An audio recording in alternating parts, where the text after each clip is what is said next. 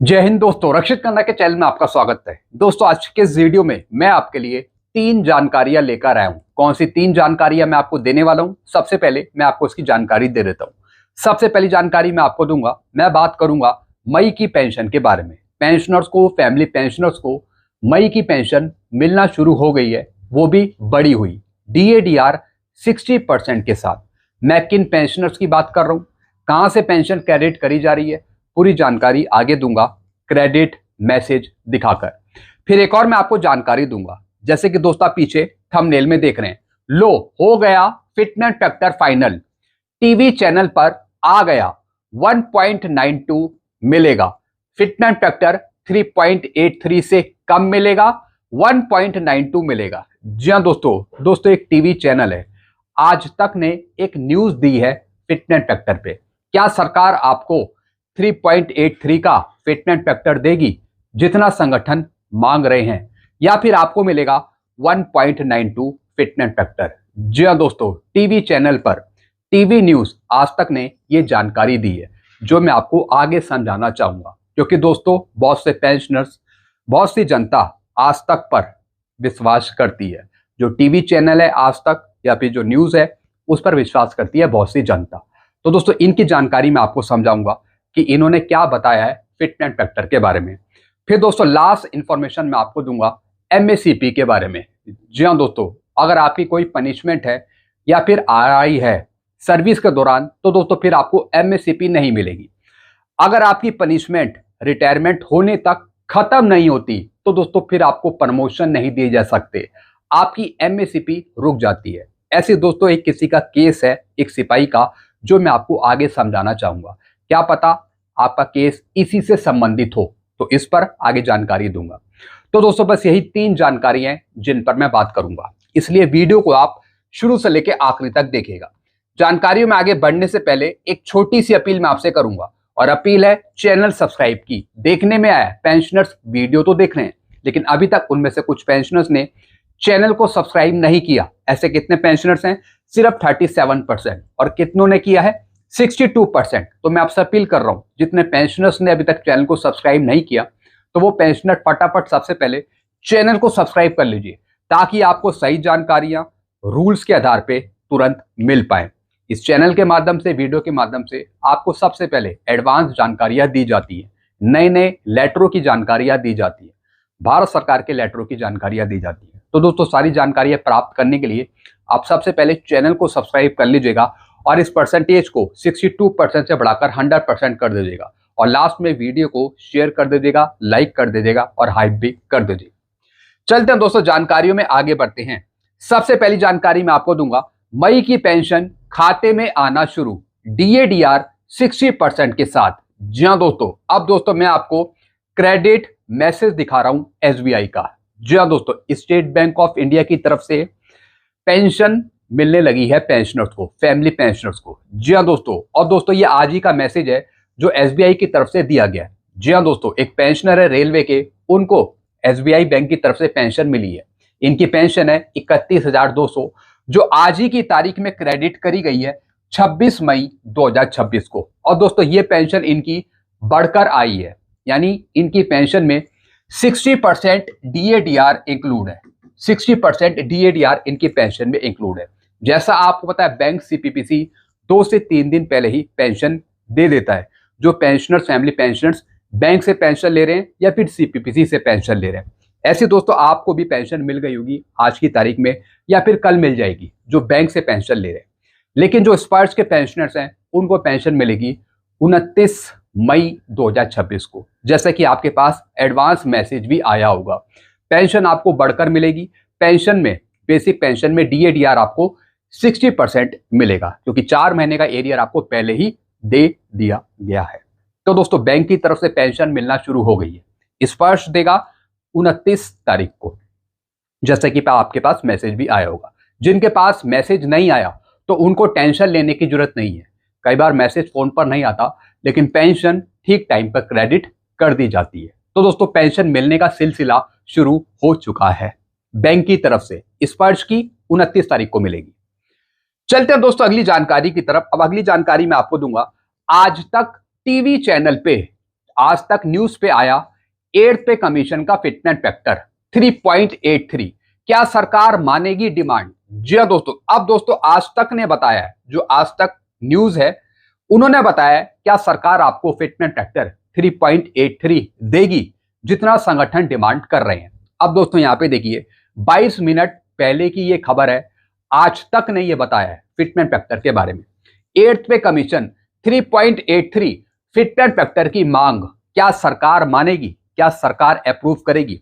अब इन्होंने क्या बताया, 8वां वेतन आयोग अभी लागू नहीं किया गया है, इसे लेकर कर्मचारी यूनियन की डिमांड लगातार आ रही है। सरकार वेतन पेंशन भत्तों में संशोधन से जुड़े मुद्दों को लेकर कर्मचारी संगठनों समेत अन्य हितधारकों के साथ बैठकें कर रही है। ये सभी नए वेतन आयोग की सिफारिशें रिपोर्ट करने की तैयारी का हिस्सा है। जैसा आपको पता है, वेतन आयोग तमाम संगठनों के साथ मीटिंग कर रहे हैं, कभी एक स्टेट जा रहे हैं, कभी दूसरी सिटी में जा रहे हैं, यानी आपसे सुझाव लिए जा रहे हैं। अब जितने भी सुझाव लिए जाएंगे उस पर वेतन आयोग बाद में काम करेगा। अब फिर क्या लिखा है, तमाम मांगों के बीच कर्मचारियों की सैलरी में सबसे अहम रोल निभाने वाले फिटमेंट फैक्टर में बढ़ोतरी करते हुए इसे 3.83 करने की डिमांड सबसे बड़ी है। जी हाँ दोस्तों, ज्यादातर संगठन 3.0 से ऊपर का फिटमेंट फैक्टर मांग रहे हैं। जेसीएम मांग रहा है 3.83 का, जो एफएनपीओ का संगठन है वो मांग रहा है 4.0 का फिटमेंट फैक्टर, जो एक और संगठन है वो मांग रहा है 2.86 का फिटमेंट फैक्टर, यानी सब बढ़ाकर फिटमेंट फैक्टर मांग रहे हैं। लेकिन ज्यादातर संगठन है जो 3 से ऊपर का फिटमेंट फैक्टर मांग रहे हैं। अब जेसीएम मांग रहा है 3.83 का फिटमेंट फैक्टर, लेकिन रिपोर्ट की माने तो सरकार इसे पूरी तरह मानने से हिचकिचा रही है। जी हाँ दोस्तों, अब आज तक ने बताया है कि सरकार 3.83 का जो फिटमेंट फैक्टर है इसे मानने से हिचकिचा रही है, यानी इसका मतलब है कि 3.83 से कम आपको फिटमेंट फैक्टर मिल सकता है 8 सीपीसी का। जी हाँ दोस्तों, भले ही 5 फैमिली यूनिट यहां पे करी जाती है तो फिटमेंट फैक्टर तो बढ़ जाएगा, लेकिन इतना नहीं कि आपको 3.83 का फिटमेंट फैक्टर मिल जाए। ऐसा मैं नहीं कह रहा हूं, ऐसी रिपोर्ट है आज तक की, और आज तक झूठ नहीं बोलता। इनकी जो खबरें रहती हैं वो कुछ ना कुछ इनकी सच्चाई वाली खबरें होती। तो इन्होंने बताया रिपोर्ट्स की माने तो सरकार इसे पूरी तरह मानने से हिचकिचा रही है, यानी सरकार पूरी तरीके से 3.83 का फिटमेंट फैक्टर शायद आपको ना दे पाए। फिर क्या लिखा है, आइए जानते हैं कि फिटमेंट फैक्टर क्यों अहम है और इससे सैलरी पेंशन पर क्या असर पड़ता है। 8वें वेतन आयोग कब लागू होगा और कर्मचारियों को बढ़ी हुई सैलरी कब से मिलेगी, इस बात पर बात करें तो तमाम मुद्दों को लेकर जारी चर्चाओं के बाद एक बार रिपोर्ट तैयार होने पर 8वां वेतन आयोग इसे मंत्रियों के समूह को भेजेगा और इससे मंजूरी मिलने के बाद यह लागू होगा। कर्मचारियों को बकाया सहित संशोधित वेतन मिलेगा। जी हाँ दोस्तों, आपकी पेंशन बढ़ेगी, आपकी सैलरी मिलेगी, साथ ही साथ जो एरियर है वो बैक डेट से आपको इसका एरियर दे दिया जाएगा बढ़ी हुई पेंशन का। और ऐसी उम्मीद जताई जा रही है कि केंद्रीय कर्मचारियों को 1 जनवरी 2026 से एरियर दिया जाएगा। जी हाँ दोस्तों, अब आज तक ने यह भी बता दिया कि 1 जनवरी 2026 से आपको एरियर मिलेगा 8 सीपीसी की बढ़ी हुई पेंशन का, यानी पुरानी पेंशन और नई पेंशन के डिफरेंस का डीए लगाकर उस पर आपको एरियर दिया जाएगा। तो दोस्तों इन्होंने कुछ जानकारी दे दी फिटमेंट फैक्टर के बारे में। और दोस्तों डीएडीआर के रेट के हिसाब से 60% डीएडीआर के रेट के हिसाब से आपका फिटमेंट फैक्टर 1.92 बनता है 8 सीपीसी का। जी हाँ दोस्तों, अब इन्होंने कह दिया कि सरकार पूरी तरीके से 3.83 का फिटमेंट फैक्टर तो नहीं दे पाएगी, सरकार हिचकिचाहट करेगी, सरकार इससे कम दे पाएगी।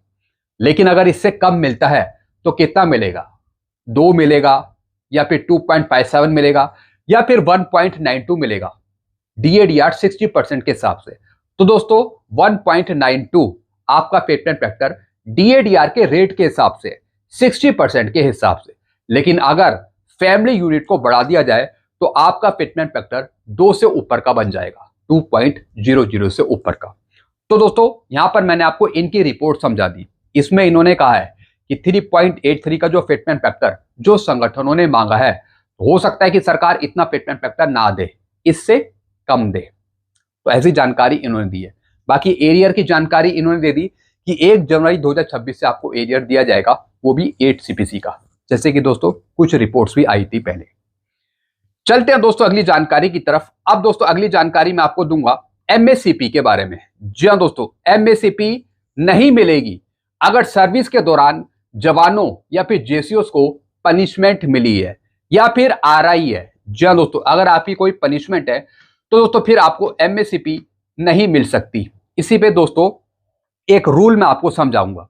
If a soldier receive A punishment in the army, अगर आर्मी में सोल्जर को, दोस्तों जरूरी नहीं कि वो आर्मी हो, एयरफोर्स हो, नेवी हो, तीनों सेनाओं में से किसी भी जवान को अगर पनिशमेंट मिलती है in service, their MACP may be withheld, तो उनकी MACP रोकी जा सकती है।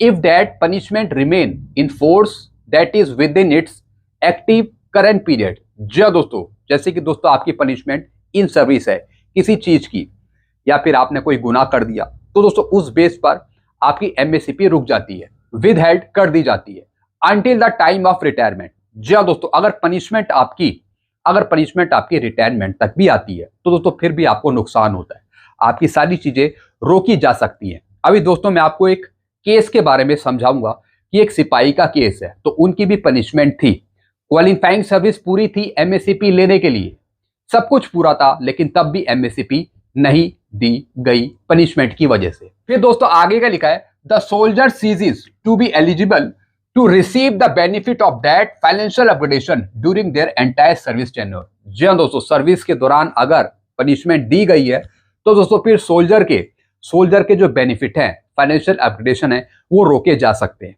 ऐसे दोस्तों एक सिपाही थे जिनकी सर्विस 16 साल 3 महीने थी।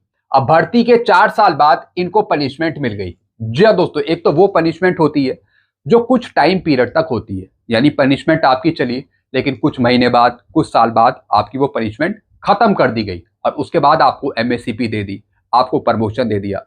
लेकिन कुछ ऐसे आपके पनिशमेंट होते हैं जो रिटायरमेंट तक चलते हैं, जब तक आप रिटायर नहीं होते। तो दोस्तों उस बेस पर क्या होता है कि जो आपके बेनिफिट होते हैं वो रोक दिए जाते हैं रिटायरमेंट तक। जी हाँ दोस्तों, ऐसे दोस्तों एक सिपाही थे जिनकी सर्विस 16 साल 3 महीने थी। अब दोस्तों इन सिपाही को नायक की MACP मिलनी थी, हवलदार की MACP मिलनी थी, लेकिन ना ही इनको नायक की MACP दी गई और ना ही इनको हवलदार की MACP दी गई, भले इनकी सर्विस टोटल पूरे 16 साल 3 महीने थी। तो दोस्तों ये MACP हवलदार तक पहुंचते, चूंकि पनिशमेंट इनको मिल गई पूरे रिटायरमेंट के टाइम तक, इस वजह से इनको ना ही नायक का बेनिफिट मिला, ना ही हवलदार का बेनिफिट मिला।